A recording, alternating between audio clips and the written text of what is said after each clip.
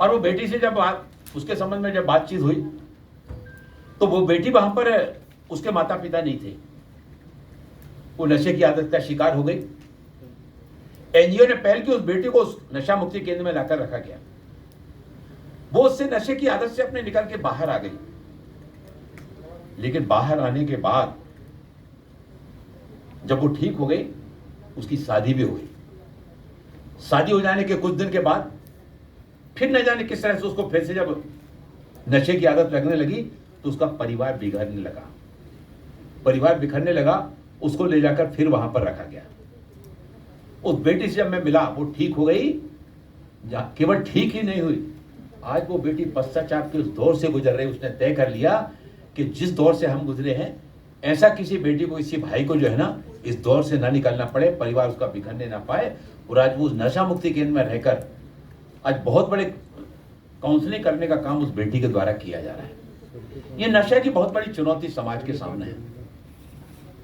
विभाग, देश के प्रधानमंत्री आदरणीय नरेंद्र मोदी जी के नशा मुक्त भारत अभियान को पूरी प्रतिबद्धता के साथ में इसको आगे बढ़ाने के लिए हम अपने बाकी विभागों का सहयोग लेते हुए, राज्य सरकार का सहयोग लेते हुए, शैक्षिक संगठनों का, एनजीओ का सहयोग लेते हुए, और इसमें आप सबसे भी अनुरोध करना चाहते हैं कि इस तरह का कोई अच्छा उदाहरण हमारे सामने अगर आता है, जो एक बार व्यक्ति वहां पर गया, वहां से निकल के आया, तो ऐसे अच्छे रोल मॉडल को समाज के सामने,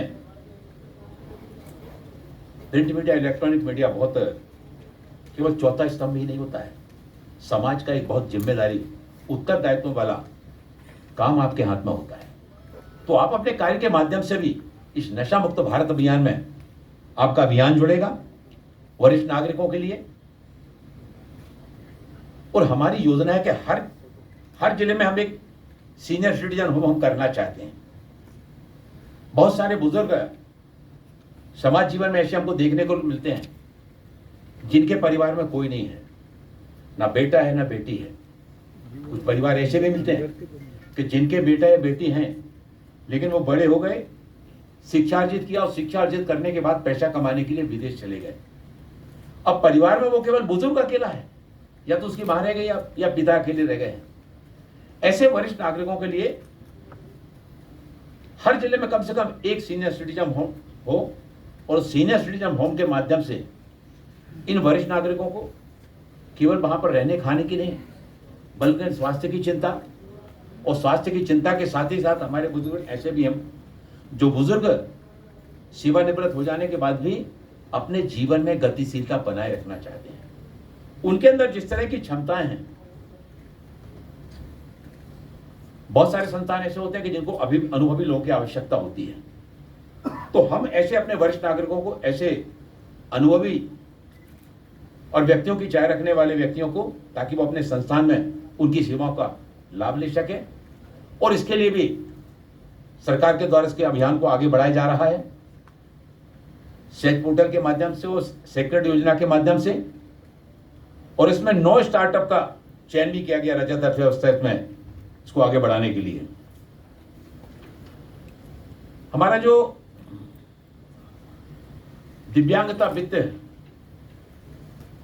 सशक्तिकरण हमारा जो विभाग है, इस दिव्यांगता सशक्तिकरण विभाग के माध्यम से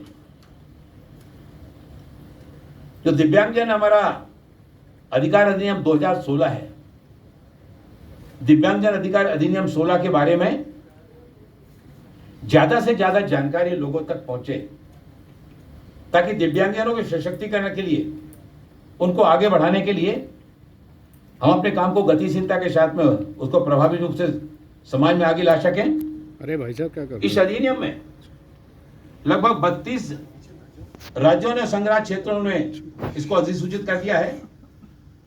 आंध्र प्रदेश, महाराष्ट्र, दादरा और नगर हवेली, दमन दीव और लद्दाख ने इसको अधिसूचित नहीं किया है। इस अधिनियम में जो प्रमुख रूप से बातें हैं कि पहले जो दिव्यांगता की केवल 7 श्रेणियां थी, उन 7 श्रेणियों को बढ़ाकर 21 किया गया।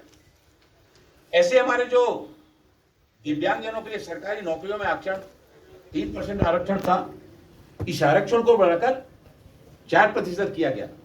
और साथ ही साथ जो दिव्यांगजनों के लिए शैक्षणिक संस्थानों में और जो 4% की जो हमारी आरक्षण की सुविधा थी उसको भी बढ़ाया गया। अभी हमारे दिव्यांगजनों के लिए केंद्र सरकार ने 3,566 पदों को अधिसूचित किया है।